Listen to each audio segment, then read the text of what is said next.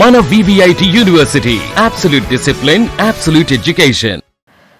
కంటెస్టెంట్స్కి వస్తే ఇప్పటికీ కూడా అగ్ని పరీక్ష వాళ్ళ దానికి ఎవరు ఏం చేసినా మంచి గెస్ట్గా వెళ్తున్నాం, యాజ్ ఎ ఫ్రెండ్గా వెళ్తున్నాం, యాజ్ ఎ కో కంటెస్టెంట్గా వెళ్తున్నాం కదా. వాళ్ళు కూడా నీది సాంగ్ ఇప్పుడు రీసెంట్గా ఏదైతే చిన్న గ్లిమ్స్ రిలీజ్ చేశారో ప్రతి ఒక్కరు అగ్ని పరీక్షలో ప్రతి ఒక్క కంటెస్టెంట్స్ కూడా నీవు షేర్లు చేస్తూ ఎంత హ్యాపీగా, నాకు కూడా మా తమ్ముళ్ళు ఎంత మంచి టాలెంట్ ఉందా, ఇన్నాళ్ళు దాచాడనమాట అనుకుంటున్నాం.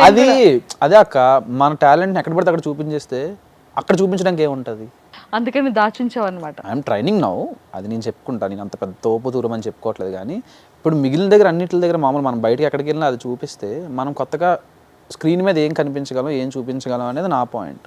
ఏదైనా అక్కడ ఎమోషనల్ వర్కౌట్ అయితేనే కదా, అది ఆల్రెడీ బయట చూపించేస్తే సేమ్ అక్కడ ఇక్కడ ఒకలానే ఉంటుంది కదా. ఫ్యాన్సే తీసుకెళ్ళిపోయారుగా గ్లిమ్స్ రిలీజ్ చేయగానే, సెలబ్రిటీల కన్నా జెట్ స్పీడ్ లో ఉన్నారు ఫ్యాన్స్ అంతా. Nearly 6 million views. అసలు చాలా బాగుంది.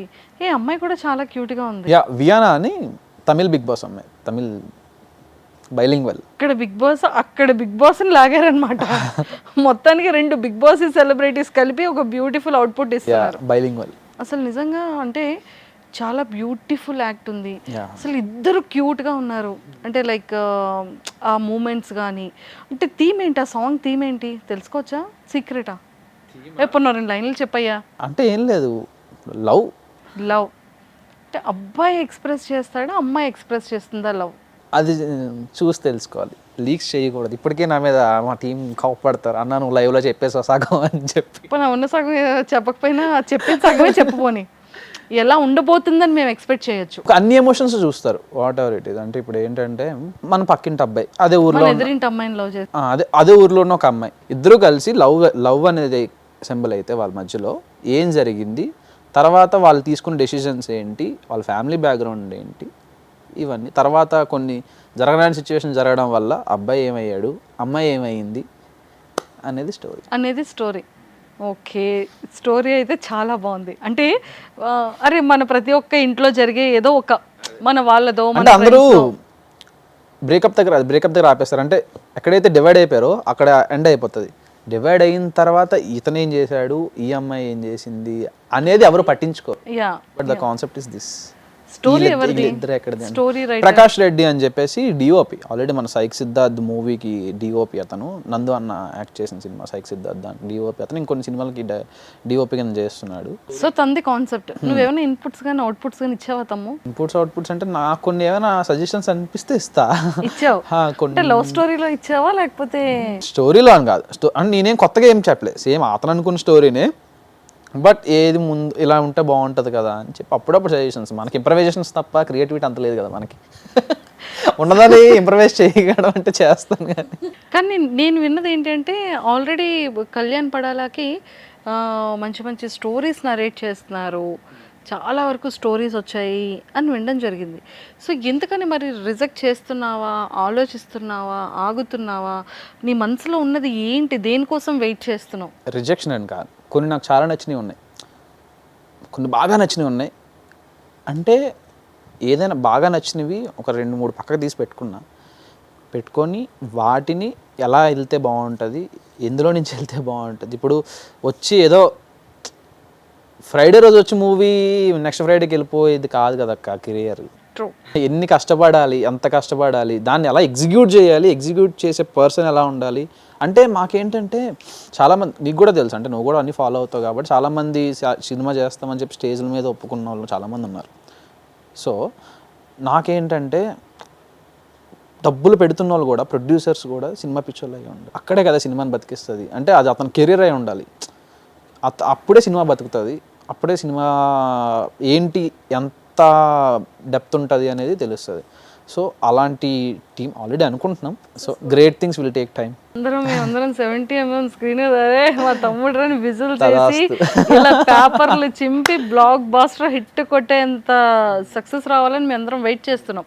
సక్సెస్ అనేది బోనస్ అక్క, ఏంటంటే ఆ హిట్స్ అనేది బోనస్, బట్ వీళ్ళలో విషయం ఉందిరా అనేది అనిపించుకోవాలనేది నా తాపత్రయం.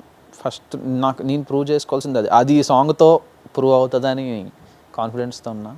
లేదు, సాంగ్లో ఒక మెచ్యూరిటీని చూసాం, మన ఇంటి దగ్గర పిల్లోడు కదా అనే ఒక ఇన్నోసెన్స్ని చూసాం. ఈ ఇద్దరి మధ్య ఏదో మంచి కెమిస్ట్రీ బాండింగ్ ఏదో నడుస్తుంది అనేలా చూసాం. అండ్ వైట్లో చాలా మంచిగా ఒకలేమో ఏంజిల్లా, ఒకలేమో మంచి హ్యాండ్సమ్గా, అసలు చాలా బాగుంది. టేకింగ్ చాలా బాగుంది, డిఓపి చాలా బాగుంది, అండ్ ఎడిటింగ్ కూడా చాలా బాగుంది. సో ప్రొడ్యూసర్ ఎవరు? ప్రొడ్యూసర్ తనే ప్రకాష్ రెడ్డి, వాళ్ళ మదర్.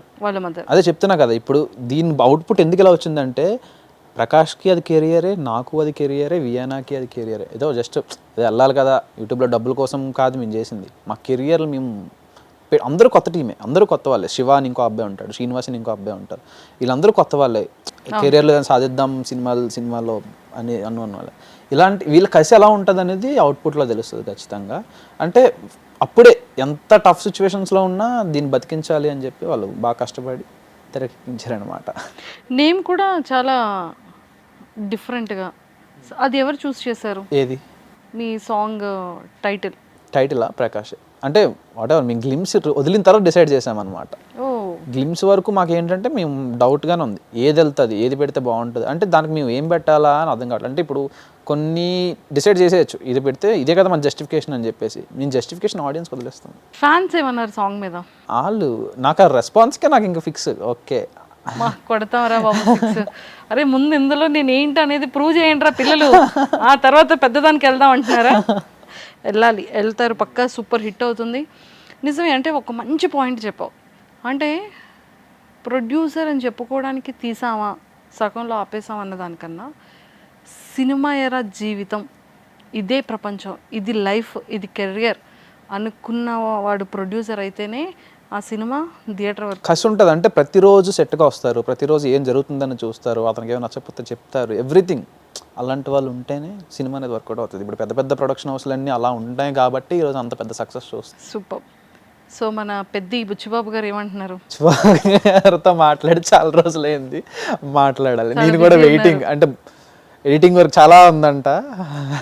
సో ప్రమోషన్స్ స్టార్ట్ అయిపోయి చాలా హడావిడిగా ఉన్నారు, మొదలు పెడుతున్నారు ఇంకా. సో ఫైనల్ గా ఎప్పుడు సాంగ్ రిలీజ్ అవుతుంది? త్వరలో రిలీజ్ అవుతుంది. బేసిక్గా అంటే డేట్ అనేది మేమే అనౌన్స్ చేయలేము, ఎందుకంటే ఎవరో కాదు నేనే కొట్టేసుకుంటాను పెద్ది కోసం. సో ఆఫ్టర్ పెద్ది తర్వాత రిలీజ్ ఎక్స్పెక్ట్ చేయొచ్చు? ఆఫ్టర్ పెద్ది. అంటే బేసిక్గా బుచ్చిబాబు గారు అంటే అంత ఇష్టమో నాకు రామ్ చరణ్ కూడా. రామ్ చరణ్ అమ్మో, ఆఫ్టర్ రంగస్థల నేను పిచ్చి. ఇప్పుడు ఆ సినిమాకి నేనే ఏంటి ఏంటి ఏంటి అని నేనే ఎగరగా వెయిట్ చేస్తా. అలాంటిది నా ప్రాజెక్ట్ ఎవరు చూస్తారు ఈ మధ్యలో, ఇంత కాన్సిక్వెన్సెస్ మధ్యలో వద్దని చెప్పి ఫిక్స్ అయ్యి ఆఫ్టర్ పెద్ది తర్వాత అన్నీ పర్ఫెక్ట్గా ప్లాన్ చేసుకుందామని. అదొకటి క్లారిఫికేషన్ గైస్. ఆఫ్టర్ పెద్దియే first must watch Peddi. Suman టీవీలో మీ పర్సనల్ అండ్ బిజినెస్ ప్రమోషన్స్ కోసం కింది నెంబర్కి కాంటాక్ట్ చేయండి.